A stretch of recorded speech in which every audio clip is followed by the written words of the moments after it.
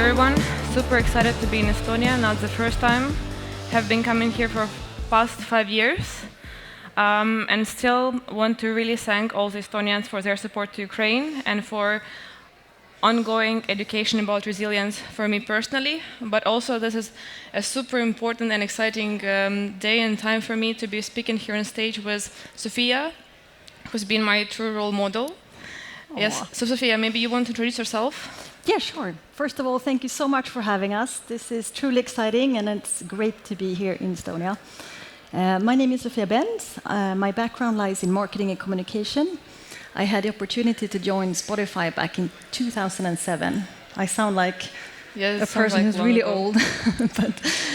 but anyhow, I had a good run there, and I was the global marketing director. Stayed on for 8 years. Saw the company grow from 0 users to over 100 million users. And I helped roll out Spotify in 56 markets. The last 5 years with Spotify, I lived in New York City. Post Spotify, I moved back to Sweden and then started angel investing quite actively. And since then, I worked for Atomico for 5 years, and now I'm with Cherry Ventures, which is a pre-seed and seed fund based out of Berlin. We also have offices in London and Stockholm. And since our topic is basically about resilience and impact, I would really be curious to know, why did you make a decision to join a startup in an area where there was no startups and all the roles were super tough? Yeah, it's a great question. And also, if you take us back to that time, 2007 in Stockholm, there wasn't much of an ecosystem, and it wasn't really cool to be a startup founder. The word startup wasn't used. There were no smartphones. The word streaming wasn't used. And I was working at a communications agency, and I thought it was the best job in the world. So not many of my friends were kind of understanding why I did this move. But I just met 2 people that were so ingrained and obsessed with the idea of solving how to play music online. Yeah. Because back then, if you searched for a song or an artist, you only got like articles that you could read about the musician or artist, and also illegal files. But there were no legal way to easily press play and stream music online. And I think the excitement that they had when they talked about the idea made me feel like, all right, fuck it, I just need to try this and see where it goes. And the worst thing that can happen is that we go bankrupt, and then I learned something. But it was also, I don't know if it's a joke or it's the fact that you were the only one non-engineer, and you were actually pioneering for the brand, not for infrastructure solution. Yes, so when I joined, we were just sort of 8-10 people in a small flat, and everyone was coding and building product, and I was they were making fun of me because I was the only one who couldn't code. But my job, as I saw it, was to explain to the world what we were building. And yeah, I needed to sort of do some internal, almost education around why should you build a brand. And I remember giving this example because, at one point the guy said, no, we should just be the sort of matrix of music, the underlying technology that makes it all work. We don't need a consumer brand. And then I remember giving an example of but why are you willing to pay $3 for a coffee when you go to Starbucks when you can get it for 50 cents at a gas station? And the brand experience is something that you create and you nurture and you kind of build. And I think in the end they got it, and I'm glad that we were able to build a consumer brand. And I actually think it's really, really tough job to show this importance of the brand to engineering team. But also you were 26 years of age, and then you were sent to US to open this big market. So I assume also a lot of stories about resilience. So maybe you could share with the audience what are your top tricks about how to run the marketing team, how to launch on new market. Sure, I'd be happy to. And also we wanted to add that feel free to ask questions. We want to have a conversation that talks about the stuff that you find meaningful. But I would say sort of during the Spotify years that we were so hyper-focused, and we were always saying that, number 1 is focus, number 2 is focus, number 3 is focus. So none of us had, other engagement, no board assignments, no angel investing activities. We didn't even have families when we began working because we were so young. So I think we were dedicating all of our time and effort, soul and heart into the company. That was, I think, number 1. Number two, I think, when you have done something and you do it over and over again, of course, you build up resilience and experience and a type of calmness. So I remember launching in a new market. For me, the first time we did it, of course, it's nerve-wracking and there's so many things that needs to work out. But when you have launched in 40 markets, and then you've launched in 50 markets, and then you launched in 55 markets, you grew this sort of experience and you can sit out the storms a bit more. And also think about, in the end of the day, what is the alternatives? You can either choose to lie down and try and die, or you can, keep on keeping on. Yeah. And I think many days, even though they were super hard and exhausting and scary and nerve-wracking, you kind of just need to keep moving all the time. But I'm then curious, so you understand all this sweat and pain, blood, tears that it takes to build a startup, and still you decided to continue on this journey as investor and support more of them. Yeah, and I'm very happy to talk to you about that. But before we move in there, I'd like to sort of ask you a question. And talking about resilience and being in an environment where you are, what are some of the key things that stands out to you in some of the founders that you met that are the bravest and have the strongest resilience? Is there any pattern that you can see? Any pattern that I can see? I think it's two things about them. They're extremely authentic, and they're really unstoppable. And authenticity comes from the fact that they are not trying to satisfy anything or any social standard, and rather they have such a big belief in a mission that they just move forward it. And it also comes from the unstoppable power, is that you cannot build something great in a day. Building something great takes a lot of time and a lot of effort and a lot of changes that you have to go through yourself, through your personality. And I just see, I'm really happy I'm surrounded by so many amazing people. And I just, I'm amazed by their ability to stay authentic, but also constantly change. Yeah, so that's maybe it. Yeah, no, that's a great answer, and kind of the same thing that I've seen. We were saying at times at Spotify that the company kind of doubled in size every second month for many years. And if you don't work well with change, then it's going to be a very hard environment to navigate. Yes, but again, coming to this, so you left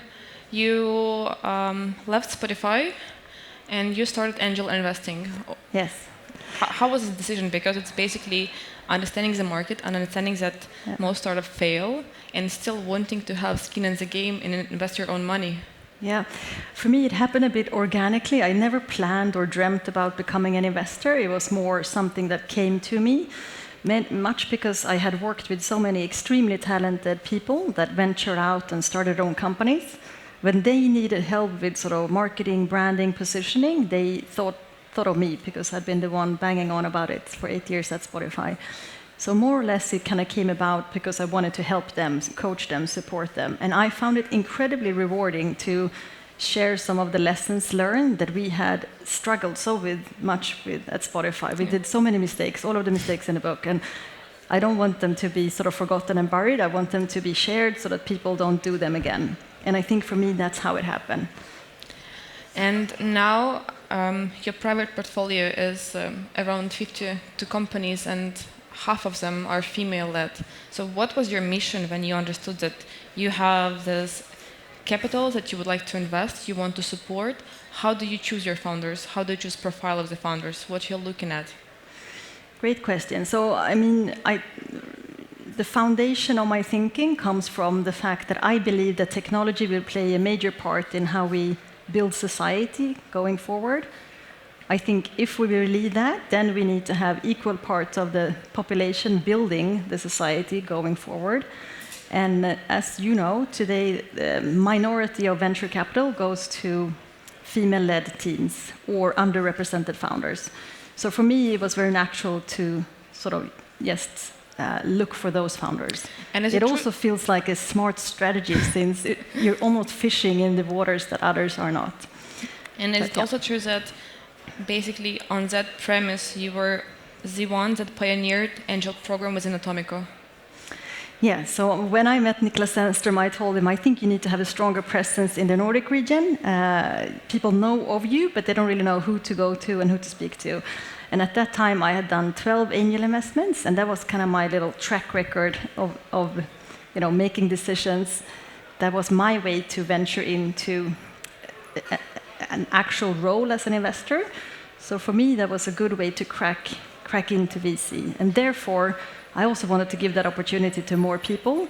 I also wanted to have more kind of women on the cap tables and people with different backgrounds. So I pitched this idea of the angel program, which would more or less identify a group of people that we see have a strong connection in the ecosystem, relevant experiences, and have great deal flow. And then we give them money to invest.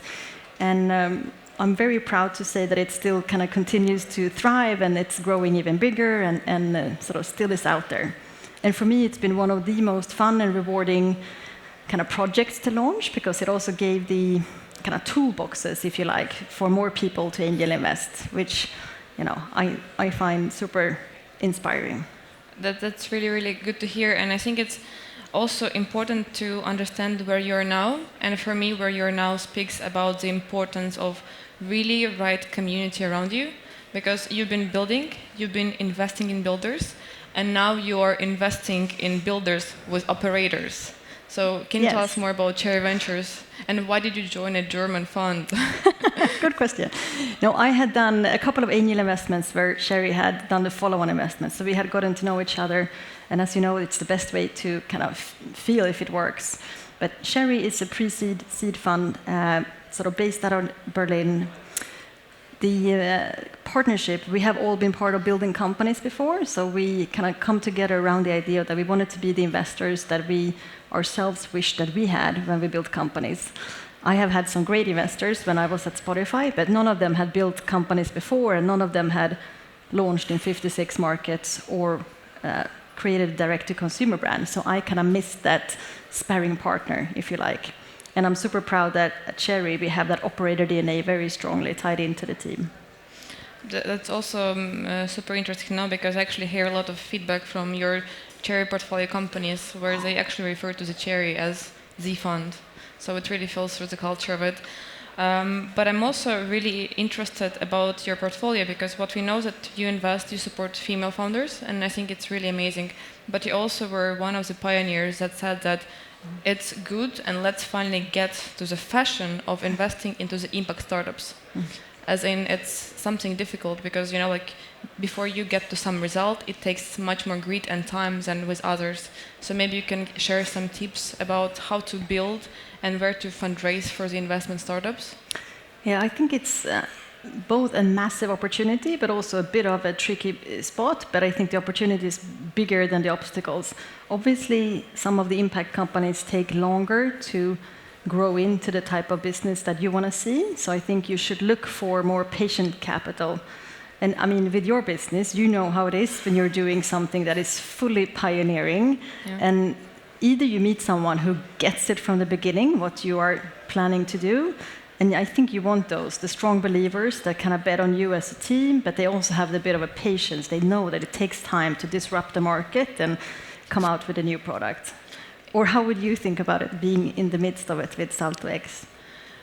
I think it's really understanding the both problem and the opportunity with it, and also understanding what the opportunity it can bring, because basically what we do at Salto is we're making it essentially easier for founders to give stock options to your employees.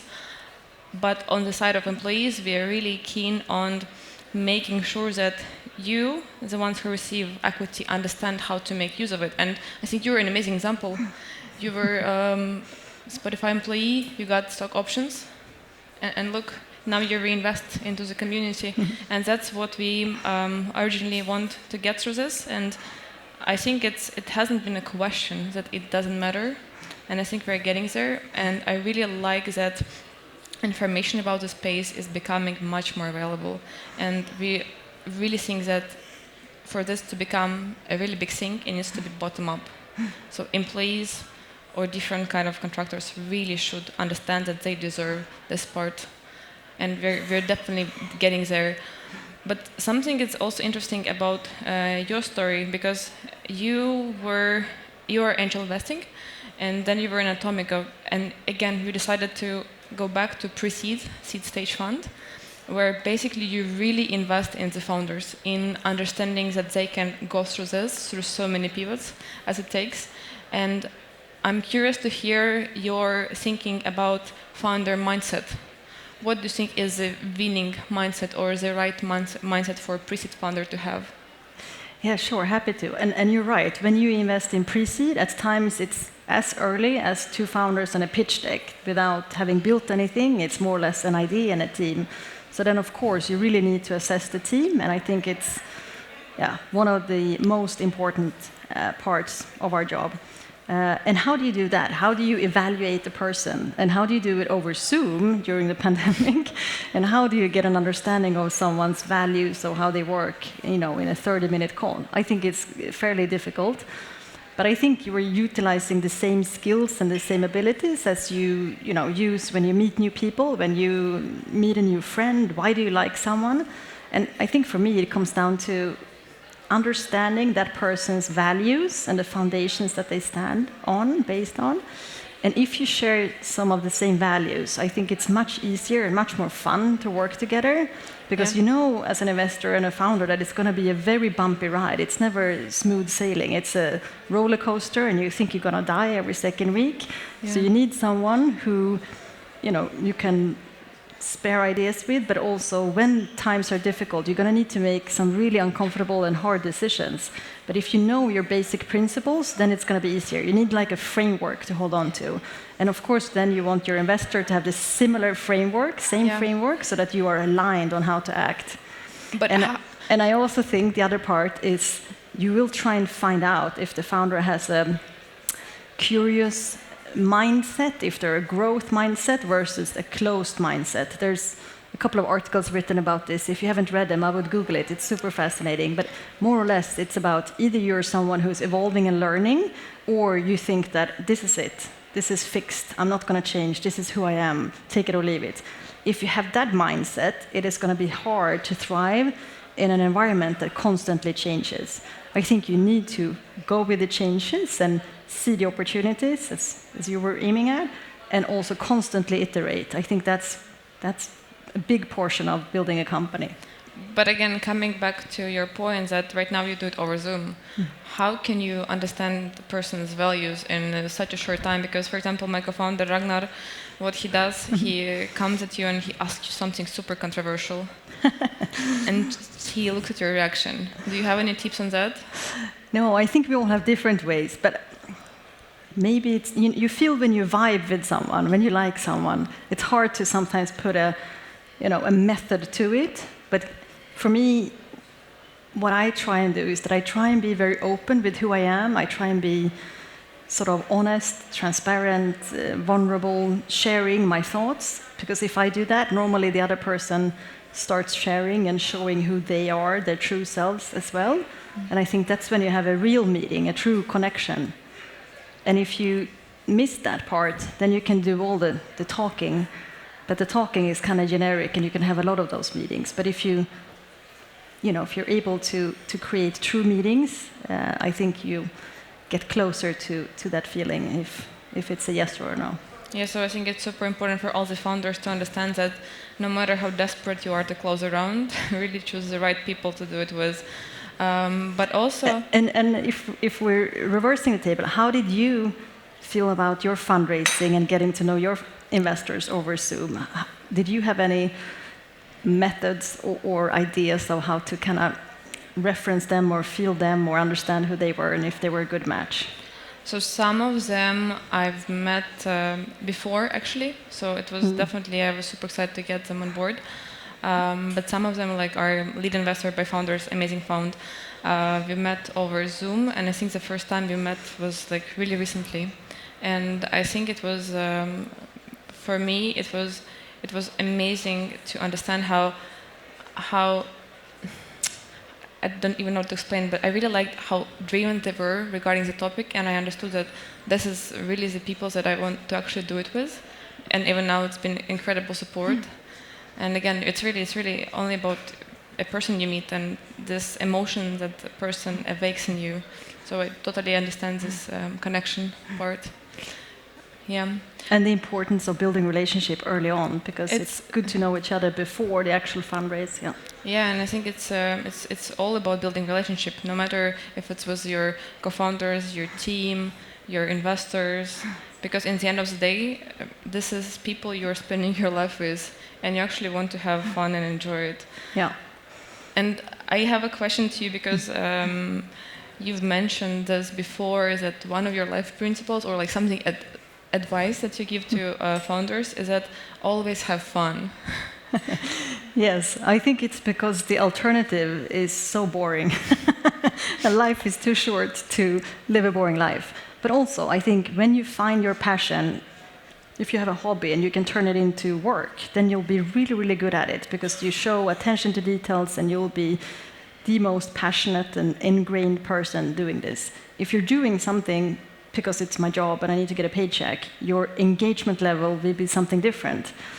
And I know it's not something that everybody can do, but I think if you can try and find that out and try and create a job opportunity around your passion, I think you're a very lucky person. And also, life is too short to not have fun, and also life is too short to work with assholes. That's another rule that I have. Yes, and I also like this rule that you once mentioned, that basically if you're not having fun, you don't feel like you're in your place. And again, it's being able to realize all of your potential. But let's go back to your story. So basically, you've been working non-stop since super early age. You have been with Spotify, really difficult journey. You have been pioneering for angel program with Atomico. Now you're investing again. But what have been your own principles? How do you build your own resilience? Yeah, I think, and maybe I mentioned this to you, but I've been working a lot with helping companies to define and crystallize their brand and their, DNA of the brand. Why do they matter? And when you do those workshops, normally you set out a couple of core principles that you more or less want to live and die by. When you have those, life is going to be much more easy to navigate, because then you know that framework, you know what you're holding on to. And I think not enough of us as individuals do it, but if you figure out your own kind of value foundation and what my values that I want to live and die by are, then you make decisions accordingly, and then you're going to live a life where you have less friction inside of you and less anxiety. I think if you are not living by your values, you're going to create misery. Yeah, I would just encourage people to have a proper think about it, but also decide, what do you really want to stand for? What's important to me? Why? Because if we don't, I think we're just floating around without purpose.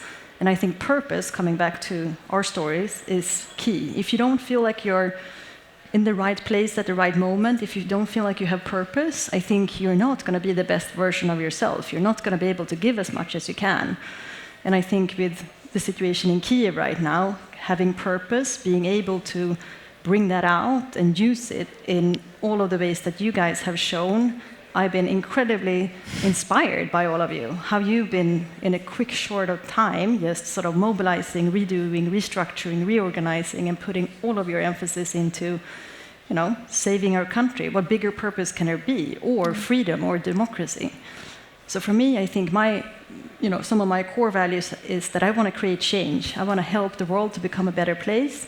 Right now, I'm doing it through money. I'm making sure that money goes to places that I find meaningful and good. But you can also do it through other ways. Building a company that changes something from the ground up. You can, go on demonstrations together with Greta Thunberg. You can lobby legislation changes. And I think for me, being in my full kind of potential, then I want to do it in all different levels. That's really, really interesting. But still, at least for me, is that something I understood about resilience and building it, is that no matter how strong you are, you really need to have a supporting community around you. Yes, and 100%. It's really about relationships that you build. And I don't think that there is anything more that I'm proud of in my life but relationships that I have built. And I know that you have been, you have a coach, and you're also mentoring. So maybe you can share with others why it's important to have a coach, how does it actually help, and how do you pay it forward? Yeah, I think it's about finding ways to constantly evolve and grow and become a better version of yourself. Sometimes that is through kind of a lot of reading, sometimes it's a coach, sometimes it's working with a therapist, sometimes it's just being in the world and living by the insights that you gathered.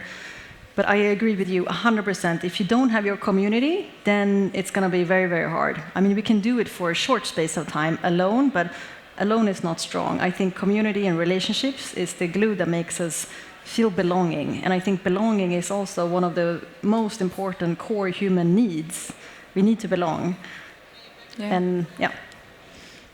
But I also can mention that basically Sophia was one of the first people that actually wrote to me on Instagram out of blue when the war began, and has been, I think, the biggest supporter for definitely chatting with me and answering all of my questions for 2 months.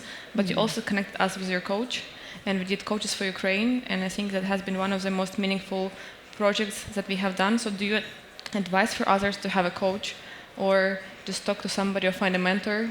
Yeah, of course. I always been finding ways to work with myself, and I would definitely highly recommend it. I think we have coaches for so many things in life. We have a trainer in the gym, we have someone teaching us to do sports better, etc. Why not having a coach for our brain? Our brain is an amazing organ. We can think freely. It's like the most exciting simulator of life, and every change happening in society starts with an idea in someone's mind. And if we can train that muscle to think bigger and freer, I think you're stupid not to. And on that point, I would actually like to ask you, what would you advise for founders? But before you think about it, I can share advice you gave to me. And I think it was the most anxiety-soothing advice that I really received from anybody. And what you told me once, you said that, Tanya, don't worry, life is long. And how relative things are if they're taken from the perspective of time. And it's really, really advised that sometimes when I'm extremely anxious, I just, okay, Sophia said life is long. Oh, yeah. That makes me so glad to hear. Yeah. So maybe you could share some other advices with founders. Yeah, I think you find different things depending on where you are in life. Maybe that's what you needed to hear then. Someone said to me, when I was in my early Spotify years, when we were working 24/7 and I was incredibly stretched, that it's not a sprint, it's a marathon, and you need to last in the long run, similar to your point. But I think if you run out of gas and you crash, then you can't help yourself, you can't help the company, you can't help the world. So in order to save the world, you need to first save yourself. So take care of yourself, go on meditation retreats, eat healthy, do sports, have friends, have fun. Because if you don't, you're gonna not be as successful as you can be.